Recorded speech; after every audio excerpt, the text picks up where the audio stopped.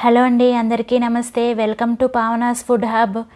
ఈరోజు వీడియోలో నేను చేస్తున్న రెసిపీ వచ్చేసి సేమియా పాయసం. ఇది ఎలాంటి పండగలు వచ్చినా ఫంక్షన్స్ అయినా ఈజీగా క్విక్గా చేసేసుకోవచ్చు. అలాగే రుచి కూడా ఏమాత్రం తేడా రాదు. సేమియా పాయసం ఏమాత్రం చిక్కపడకుండా ఉండాలంటే ఈ ప్రాసెస్లో ఒకసారి చేసి చూడండి. ఎన్ని గంటలైనా పాయసం అస్సలు చిక్కపడదు.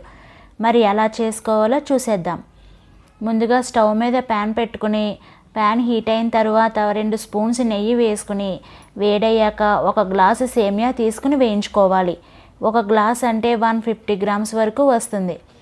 వేగాక ఒక ప్లేట్లోకి తీసేసుకోవాలి.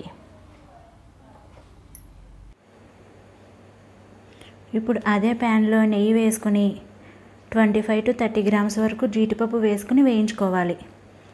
కొంచెం వేగాక దానిలో 25 నుంచి 30 గ్రామ్స్ వరకు కిస్మిస్ కూడా వేసుకుని వేయించుకోవాలి.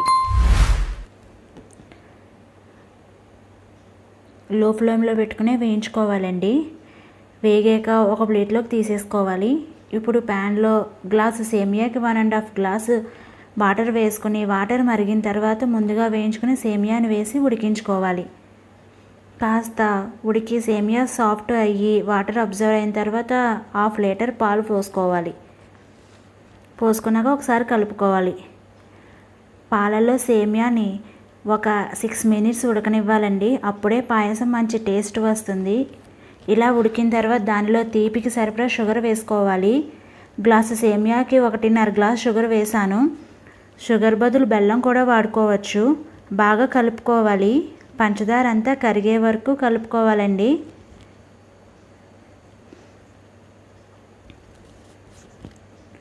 ఇలా కలుపుకున్న తర్వాత స్టవ్ ఆఫ్ చేసుకొని దీనిని ఒక బౌల్లోకి తీసేసుకోవాలి.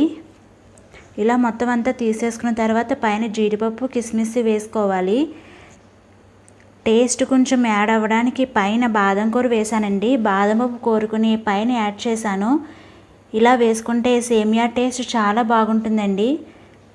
నేను యాలకుల పొడి వేయలేదు. ఇష్టం ఉన్నవాళ్ళు యాలకుల పొడి కూడా యాడ్ చేసుకోవచ్చు. అంతే, ఎంతో టేస్టీగా ఉండే సేమియా పాయసం రెడీ. ఇది టేస్ట్ అయితే సూపర్ ఉంటుందండి. సేమియా పాలతో ఉడికించిన టేస్ట్ అయితే ఎలా ఉంటుందో అలానే ఉంటుంది. మరి మీరు ట్రై చేసి ఎలా ఉందో కమెంట్ బాక్స్లో చెప్పండి. ఈ వీడియో కనుక మీకు నచ్చినట్లయితే లైక్ చేసి సబ్స్క్రైబ్ చేయండి. అలాగే పక్కనున్న బెల్ ఐకాన్ క్లిక్ చేయండి. Thank you for watching this video.